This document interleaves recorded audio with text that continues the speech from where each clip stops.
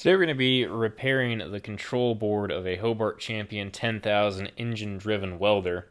I was told the welder was operating as expected for a couple of hours before it started acting up and then eventually completely stopped outputting power.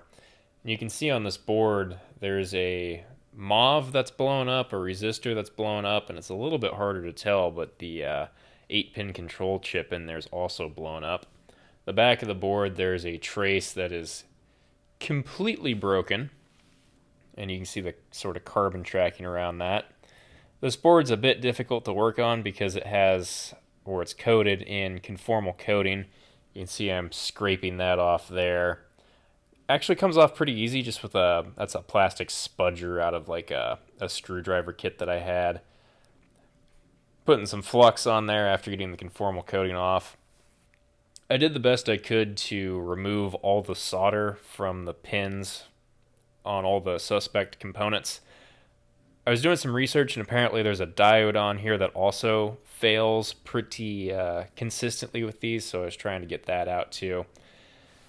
Unfortunately, I ended up being mostly unsuccessful with the solder removal.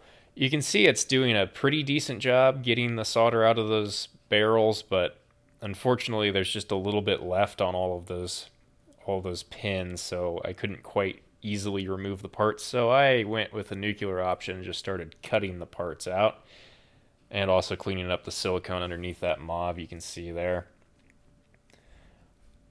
I did manage to get one leg of the diode desoldered enough to where I could pry it up out of the board. After doing that, I went ahead and broke out the multimeter and tested it in both directions. In one direction it was showing an infinite voltage drop, and in the other direction it was showing half a volt of voltage drop, which would indicate to me that this diode is still perfectly functional. So I went ahead and pushed that back down and got to work clipping all the legs on that 8-pin chip. You see I got that freed fairly easily. Then I went back through and plucked out all the individual component legs that I clipped off previously. Sometimes this is just the easiest way to remove components. My main thing here was to not damage the circuit board. Then I went back through, cleaned up so that there wasn't any solder in any of those barrels that's going to cause us issues when we go to replace these parts. Sometimes this is just the easiest way to get components out if they're completely fried. Then I went back through and seeing how this resistor looked kind of burnt, I carefully removed it from the board and tested it with my multimeter. And as it turned out, this resistor was completely open circuit. And looking at the markings on it, it should be 100 ohms, but you can see that there's a pretty good char mark on it. Alright, I've done my best to remove all the parts without damaging the board and clean everything up. I think I've done a pretty decent job of that, minus the stuff that was already broken. I've tested this diode, it seems to be good. This resistor, which had a nice scorch mark on it, it seemed bad. The MOV was most certainly bad, and the voltage regulator there was also bad. I have two questions now. One, what was that circuit doing? And two, why did it die? Obviously there's not much of a point in fixing this board if it's just going to go back into the generator and fry as soon as you restart it. So I'd like to have some kind of confirmation that repairing this circuit is going to actually fix it and not just make another smoke show when you restart the unit.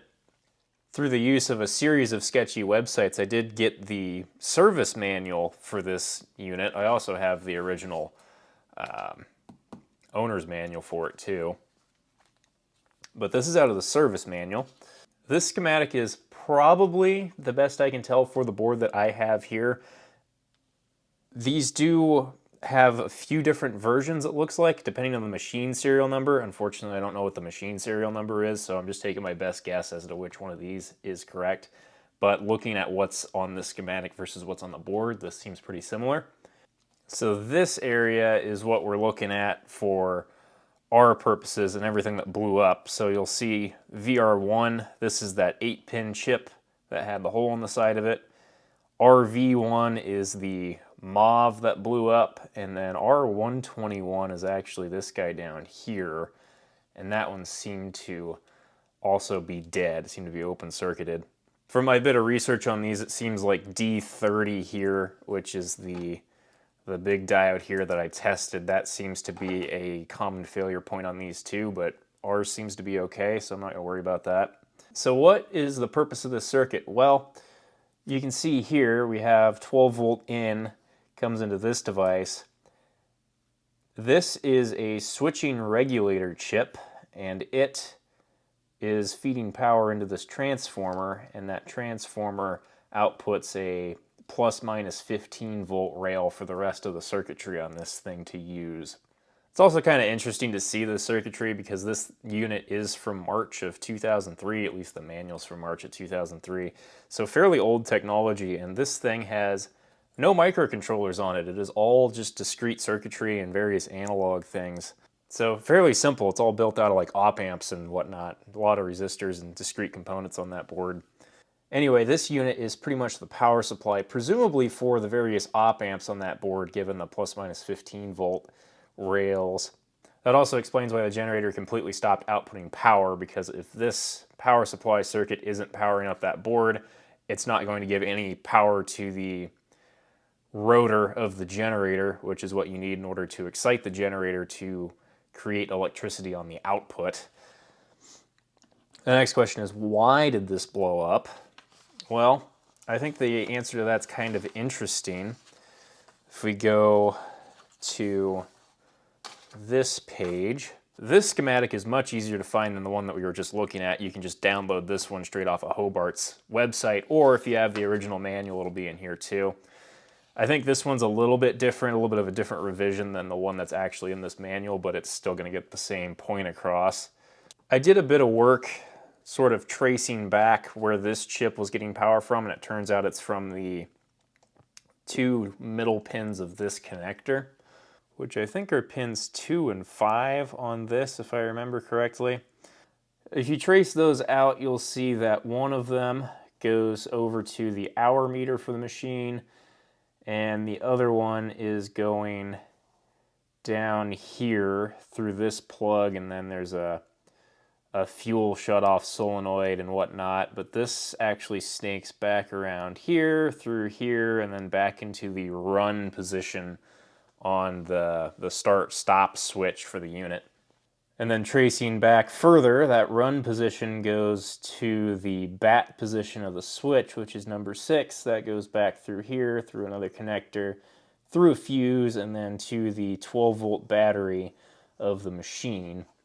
Now, of course, that 12-volt battery also has to have a charger. That's what this little device is, I believe. You see that's being powered somewhere off of the AC of the generator coils up here, and that's being used to power or recharge the 12-volt battery. Now, I have a theory as to what happened here. Talking to the owner of the machine, the battery, this 12-volt battery, pretty much shot.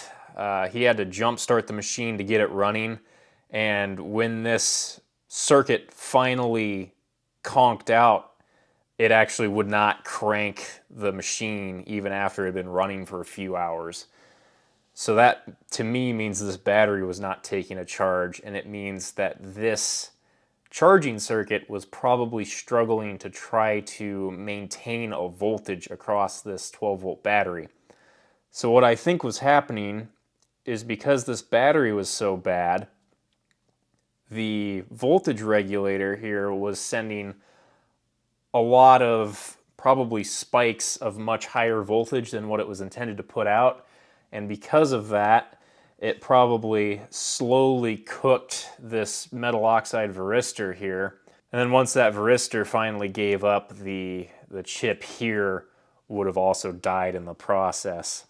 And then once that chip died, the logic circuitry on that board died, and when the logic circuitry on the board died, these two pins here, this 21 and 26, where this shows the revolving field, that's actually the windings on the rotor for the generator. So this is what creates the magnetic field so that you can generate power. And now that it wasn't generating power, the entire machine died because now this voltage regulator, the battery charger here, was no longer receiving power from the AC side of the generator. And since the battery was shot, there wasn't enough energy to keep the rest of the circuitry running, just to keep the ignition of the engine working properly, or some form of, I think there's some shutdown solenoid here. There's a fuel shutoff solenoid. This is the engine option that this particular machine has, the Kohler engine, gasoline powered. So that's my theory with this anyway. The 12 volt battery was bad. That caused issues with the battery charger, attempting to charge a battery that didn't want to take a charge. This battery is quite likely to be fairly close to an open circuit, at least that's my thought. That would have caused the voltage of the 12 volt input on this board to be highly variable, fluctuate all over the place, which took out the mauve and then this chip as well. It held on for as long as it could. Apparently it did actually work for at least a couple of hours before this thing eventually went up in smoke and died. So now I need to get some replacement parts for the stuff that blew up over here, resolder them, and then put a little patch in here where this trace blew apart. Now we have to figure out what the parts are that blew up and what we're going to replace them with. First of all, the mauve was completely charred and blackened, so I had to do some searching around on the web trying to figure out what that part is rated for. According to this forum post from over 10 years ago, the varistor is a 33 volt and 150 joule rated part. So let's go ahead and find a suitable part on DigiKey if we can. This should be underneath circuit protection. Under circuit protection, we're going to go to varistors mauves. It's 24,000 of them to choose from, so hopefully we can find something. I think what we're looking for here is the varistor voltage typical to be 33 volts, according to our forum post that we found. And then energy, we want that to be 150 joules, which is right there. That narrows it down to 19 results. Let's go ahead and make sure whatever it's showing us is in stock, which narrows it down to 3 results, which should make this relatively easy. All 3 of these are little fuse parts with pretty similar ratings, it looks like. So 33 volts, 2000 amps, 20 millimeter discs. One of them from a slightly different series. So let's just take a look and see what we're looking at here. I did measure the lead spacing needs to be 10 millimeters. So let's take a look at the mechanical section of this and see what we're dealing with. So down here we're looking at a 20 millimeter device. We want to know dimension F. So we have crimped leads, that's the ZT option. I think we're actually looking at ZA. I have to figure out what that means here in a minute, but dimension F is only 7.5 millimeters, unfortunately. Now let's just take a look at the option codes here quick. ZA is apparently bulk pack, that's the difference there. ZT is tape and reel with crimped leads, and ZA is bulk pack with standard leads. But one thing I did see on here earlier, if you go down here, there are some different option codes. One of those option codes is X10, which is the 10 millimeter lead spacing option, which is what we need. Conveniently, this option here has the ratings that we're looking for, the 33 volts and 150 joules, and it has this X10 option on it, which means that it has 10 millimeter lead spacing, which is what we need for our particular board. So these are $1.40 a piece. Let's go ahead and add one of those to the cart. The next thing we'll look for is the actual chip that burned up here. So this is an LT1172 IN8, I guess is what it is. So let's look that up. LT1172.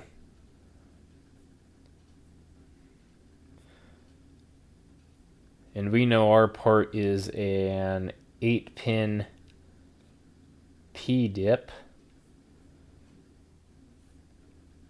We'll apply that. Scrolling down here, there's the exact part number, the LT1172IN8.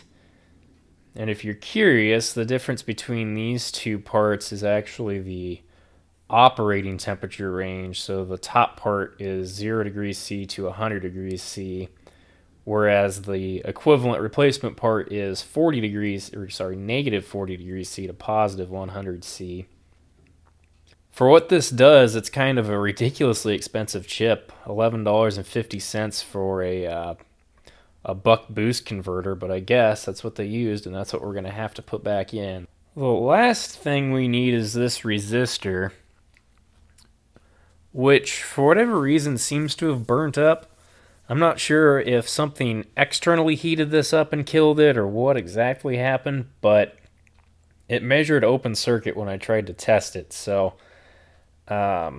looking at this, I'm pretty sure this is brown, black, brown, gold, which would mean that this is a 100 ohm resistor, and it's a reasonably sizable one. So this is going to be underneath passives and then resistors, through-hole resistors.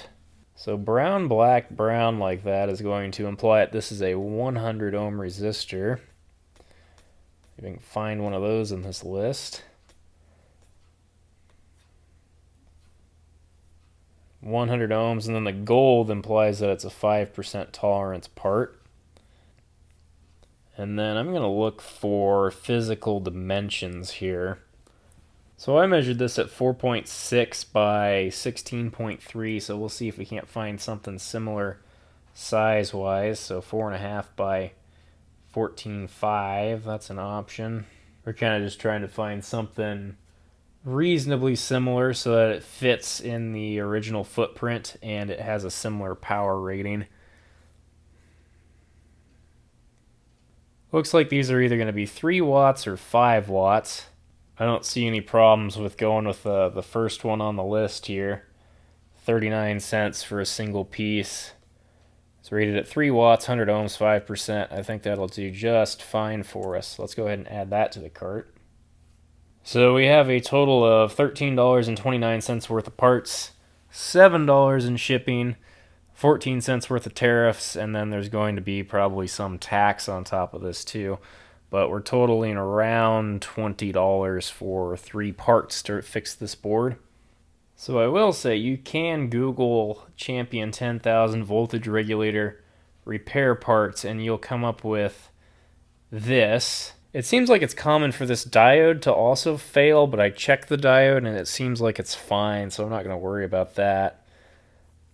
So 3 parts for $32.99 with free shipping, or you can spend $27 for at least a similar 3 parts. It looks like a slightly different varistor maybe. And that one's $27 with $5.50 worth of shipping. So if you happen to have these 3 exact parts fail on your board, you could go ahead and buy one of these kits and it would probably work just fine for you. Unfortunately, these aren't the 3 parts that failed on our board. We got a slightly different one. Also, evidently this is a fairly common issue because 13 people have viewed this in the last 24 hours, so evidently a lot of these are going bad. I am, of course, going to go ahead and buy these on DigiKey because I need that resistor and not the diode, and it's a little bit cheaper. So I'll buy these parts and we'll put them on when they arrive. Alright, we got our parts in just a couple of days. These look relatively similar to the original ones, so we've got the big red mauve, the big resistor, and then our singular converter chip in there. So the only thing left to do now is solder them in, which should be a pretty easy process.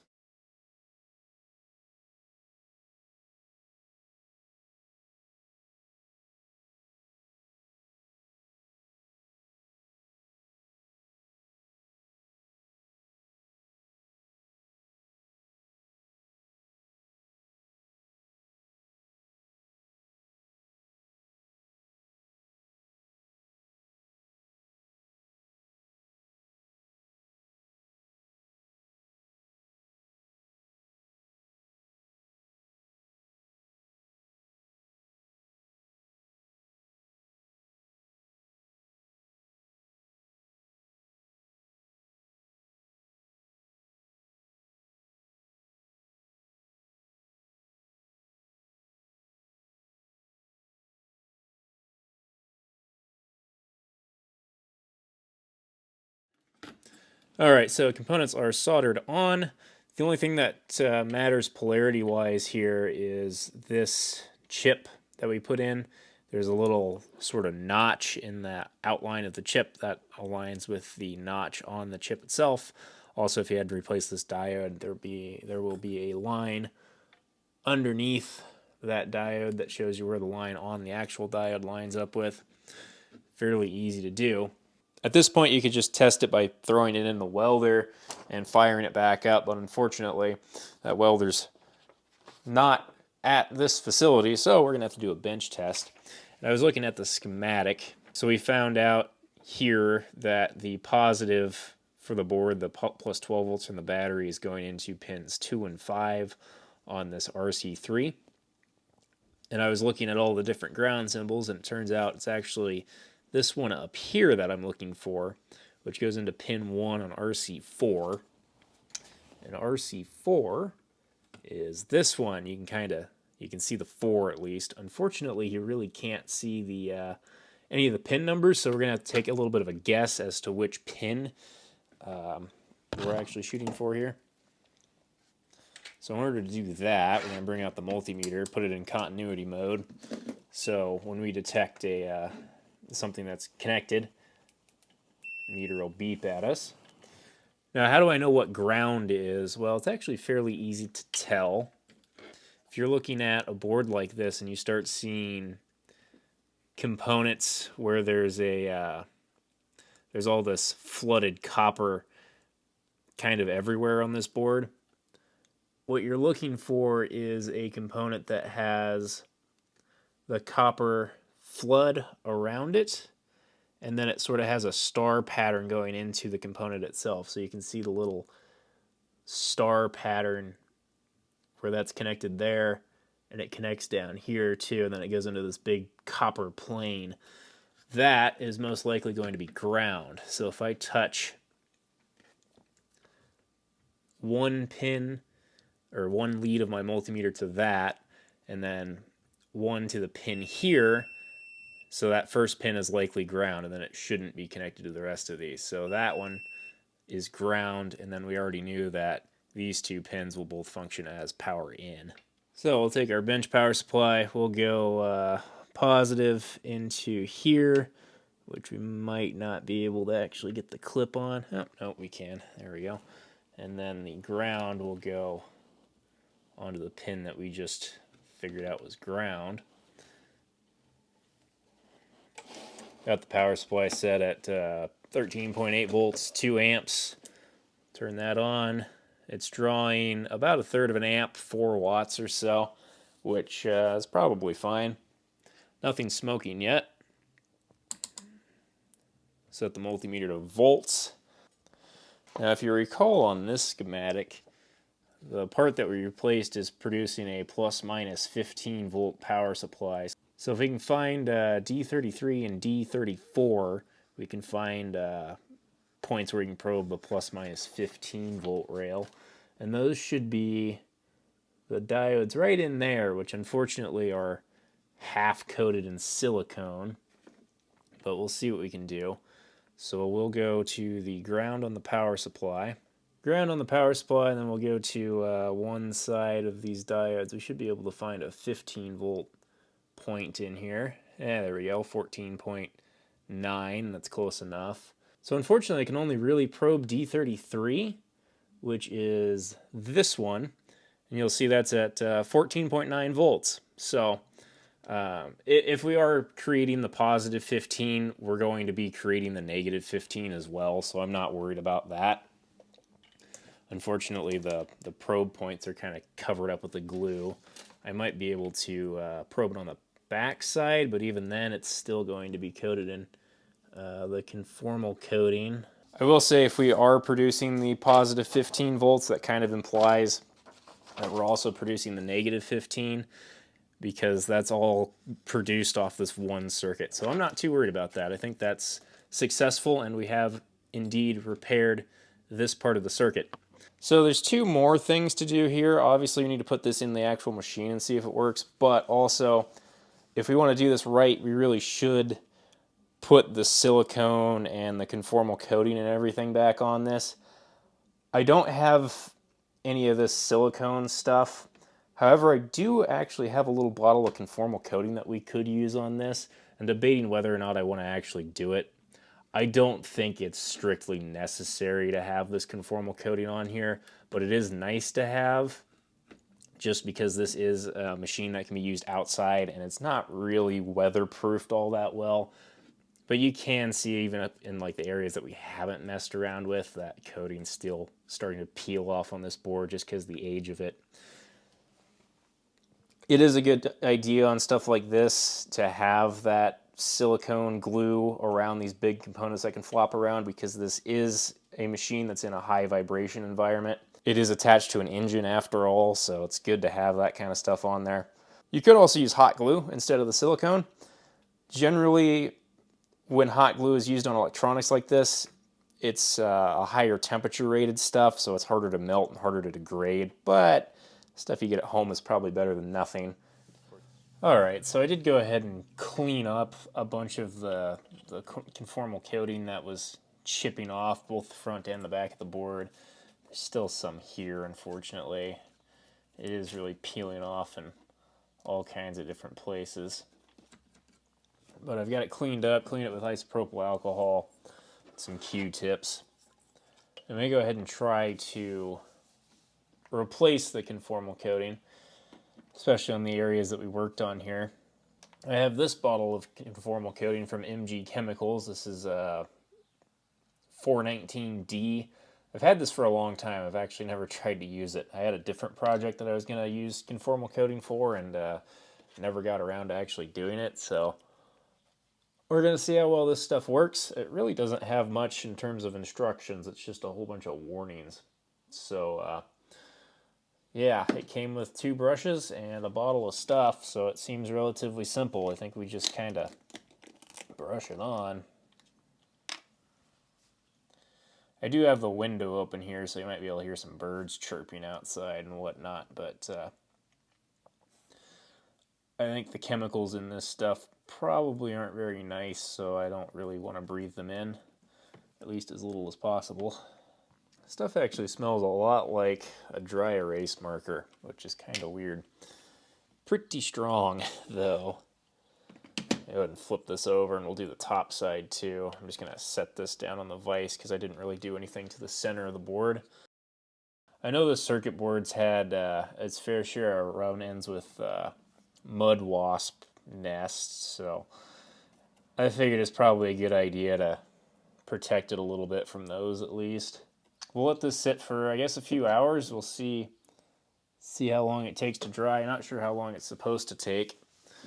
And then once it does dry, I'll probably put a couple beads of glue around this MOV. That way it doesn't have any issues with vibration or anything like that.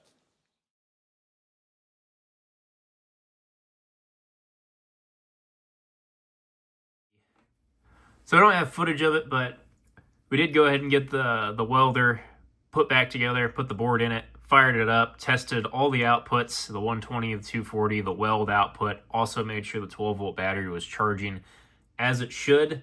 The engine run idle switch worked as it should. Everything ran as expected and worked well, so I'd call this a successful repair. That's about it for this video, guys. I'll see you in the next one. Bye.